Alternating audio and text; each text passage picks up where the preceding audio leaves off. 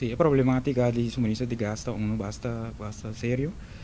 Nós agora no momento que nós estamos mando na 2012, estava tem retraso de 6 luna, 8 luna. Nós traduz tempo e vai retraso e nós põe meta para entregar em 5 dias. Esse nós logramos também, nós manter durante tempo largo. Pero nós mira cada vez de novo nós está nos confrontar com certo problema não seja de bina por exemplo se refineria cai fora nós não tem produto nós está boleh cai atrás no momento aqui nós tem para mim começar também com refineria tem vários issues que nós a cai ticket atrás especialmente nós que de repente se lembra que estava bem back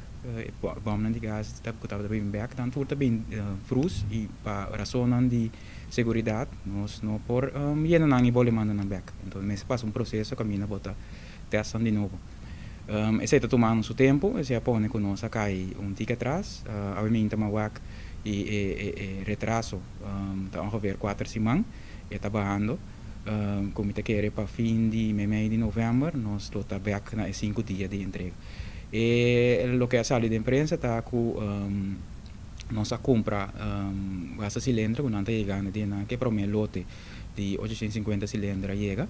porque quero me mesa me está na planta e me ajuda também para nós por pôr na mais livre possível de circulação essa que mostra commitment de do retrador de Curoil e Curgas que nós está claro para nós brindar serviço